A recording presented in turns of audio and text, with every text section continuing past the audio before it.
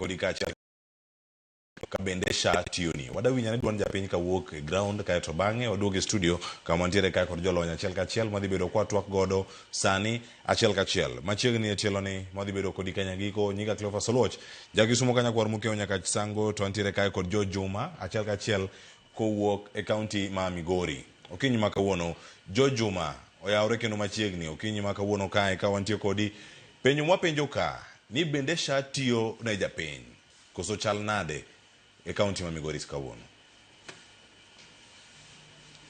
Kamano Cleophas winyi maber ka wuok e kaunti ma Migori ka bende kinyalo ng'iyo to kaka antie kod moko jodak e kaunti ma Migori bende kwada twako ka utende kod weche go mag SHA. Kamano kapok amiyo gi thuolo en ni king'iyo report mabende nyaka sani ogol kod tend kaunti ma Migori migawo mathieth yango ni kuom oganda maromo milion 1.3 e kaunti ma Migori mangima mana maromo ji 500 kende mosendikore e SHA e kaunti ma Migori mangima. Mang'isi ni nitie kwan oganda mathoth masa maduong' en ni to ma timore nikech ang'o kilono kantie thuolo kata chenro mathoth ma osebed ka itere kor gwenge kata gi nyamrerwa ma bende osebedo ka konyo oganda mondo koro ndikre e chenro mag SHA. En ni to chenrogi ang'o momiyo pod miyo kwan oganda mathoth pok owuok oko mandikore e SHA? Nyalo bedo ni nitie midhiero koso ang'o momiyo jopiny mathoth nyaka sani koro pok owuok oko mondo koro ndikre e SHA to ahinya e kaunti ma Migori. Adwaro mondo koro imiya thuolo mondo koro atwak kod moko kuom oganda mar ng'iyo ni to osechalo nade to kapok girejista kata pok gindikore ang'o momiyo ma koro pok otimo nyaka sama koro wuoyni.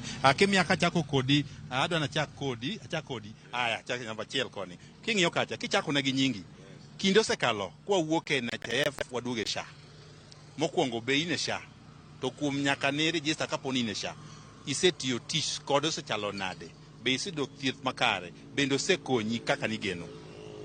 An kachako gi nyinga iluonga ni Clinton Otieno ajadak ma Migori ka. SHA kaka na register to jogo nogona higni dabo ni achulo siling 6,000 gi wiye. To an nyaka na register pok ayudo tuo mar gik pesano. An gi malaria matindo tindo ming'iewo Panadol. Koro an nakwayo jo SHA ni ng'ato giket gino ng'ato chul pesa manya chulo dwe ka dwe to nono to wan manya sani e kor gweng' ka ng'ama osechudo emwatiyo gi mifne. Mokwongo iwacho ni chula 6,000 higa nitie chenro moro mer SHA mar lipa mdogo mokwongo be iwinjo ler ka otende kod chenro ni momiyo nyaka sani wacho nyaka chul mar 6,000 bise winjo lerne ok awinj maber kech osiptal kidhi to nyaka penj ni bisetieko chulo dwe eko kichak thiedhi to kin gi les mopogore gi mano register ni cha to mano nyisi ni nyaka ichul te dichiel. Koro jopiny dewa minewa maonge gi pes madongo go gin gitiyo gi cash sani. Nyaka ni register SHA ka indikre SHA in kata gi familia mar be nitie ng'ama oseyudo tuo ma osedhi osiptal otiyo gi SHA kata ok otiyo gi SHA. Tuo to wayudo dala to kwaseyudo tuo to wang'i aneno to ng'ani en gi tuo mar pesa ni ke tuo ne ng'eny maingo mogon wacha to wamanyo jirani man gi SHA matiyogo. Penjo maduong' ka weyi kata kiwe manyo jirani samoro nyalo biro mopogore kia ni kine chal nade ikruok mane e yore mag yudo thieth kiny ka samoro tuo dwaro siling 30,000 tionge SHA in gi pango mane bedo ni wacho ne nengo ne duong' idwa wendi chulo SHA koso in gi mpango ma donje SHA ni tang'o manyalo miyo koro samoro osethiro chunyi mondo kik ichul SHA ki jomoko to nitie machulo 1,000 miwacho no.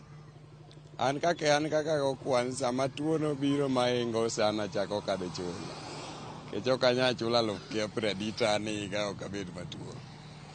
Kawe dwaro maru maduong' mondo SHA oti makare kata kaka isewiyo joma udak godo kipimo NHIF machon cha gi SHA masani be nitie ber ma SHA ni obiro godo mopogore gi NHIF machon.